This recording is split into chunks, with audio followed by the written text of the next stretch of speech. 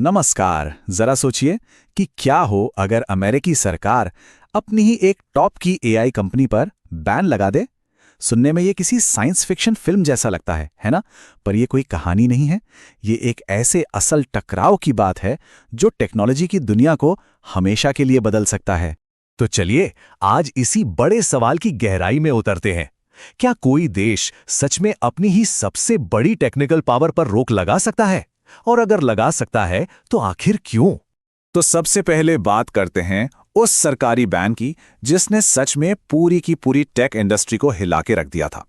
मतलब सवाल ये उठता है कि आखिर एक अमेरिकी कंपनी अपने ही देश की नेशनल सिक्योरिटी के लिए खतरा कैसे बन गई। ये बात है फरवरी 2026 की। एक प्रेसिडेंशियल ऑर्डर आता है और सभी सरकारी एजेंसियों को एंथ्रोपिक की एआई टेक्नोलॉजी इस्तेमाल करने से रोक दिया जाता है। देखिए, ये कोई छोटी मोटी बात नहीं थी। ये एक बहुत ही अनयूजुअल कदम था, क्योंकि अमेरिका में अपनी ही किसी बड़ी टेक कंपनी के खिलाफ ऐसा फैसला लेना मतलब लगभग सुना ही नहीं गया है। और सबसे हैरान करने वाली बात पता है क्या है? ये सब हुआ कितनी तेजी से।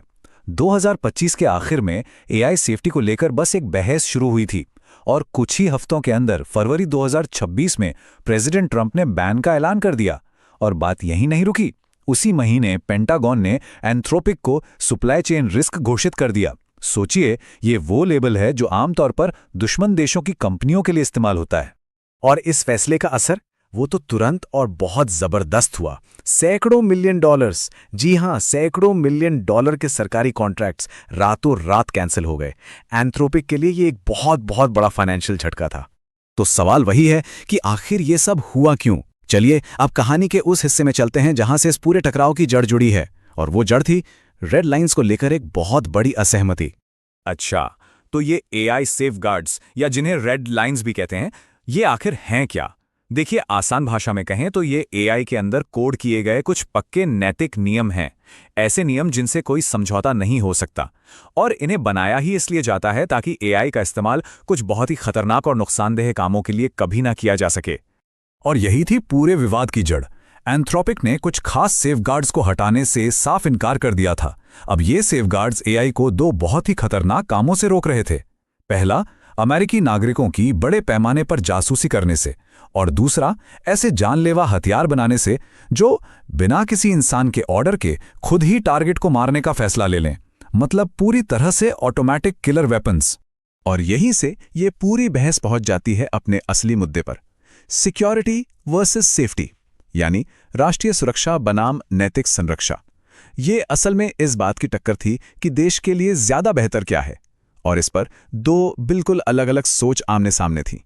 यहां हम दोनों तरफ की दलीलें साफ साफ देख सकते हैं। एक तरफ थी सरकार, जिसका कहना था कि भाई देखो, नेशनल सिक्योरिटी और मिलिट्री की ताकत के लिए एआई पर कोई रोक टोक नहीं होनी चाहिए। उन्होंने तो यहां तक कह दिया कि ये कंपनी सेना पर अपनी शर्तें थोपने की कोशिश कर रही है। वहीं दूसरी तरफ थी एंथ्रोपिक, जो इस बात पर अड़ी थी कि कुछ नैतिक लाइनें खींचना बहुत जरूरी है, क्योंकि एआई का गलत हाथों में पड़ना तबाही ला सकता है। और जैसा कि अक्सर होता है, इस विवाद को एक पॉलिटिकल रंग भी दे दिया गया। खुद प्रेसिडेंट डोनाल्ड ट्रंप ने एंथ्रोपिक को एक रैडिकल लेफ्ट वोक कंपनी तक कह डाला। इस एक बयान से ही अंदाजा लग जाता है कि इस पूरी टेक्निकल बहस को किस नजरिए से पेश किया जा रहा था। तो ठीक है, सरकार ने तो अपना फैसला ले लिया, पर एआई की दुनिया का, पूरी इंडस्ट्री का इस पे क्या रिएक्शन था? जाहिर सी बात है, इस कदम ने सबको सच में चौंका कर रख दिया था। और पता है, कहानी में सबसे दिलचस्प मोड़ यहीं आता है। एक तरफ तो एंथ्रोपिक को उसके सेफगार्ड्स के लिए बैन कर दिया गया, और दूसरी ही तरफ ओपन एआई ने पेंटागन के साथ एक नई डील साइन कर ली। और मजे की बात यह है कि ओपन एआई के एआई पर भी लगभग वैसे ही नैतिक बंधन थे। ये जो डबल स्टैंडर्ड था, इसने कई गंभीर सवाल खड़े कर दिए। इस एक फैसले ने पूरी एआई इंडस्ट्री को एकदम सन्न कर दिया था। ये एक तरह का साफ सिग्नल था कि अब सरकार और टेक कंपनियों के बीच का जो रिश्ता है, वो पहले जैसा बिल्कुल नहीं रहने वाला।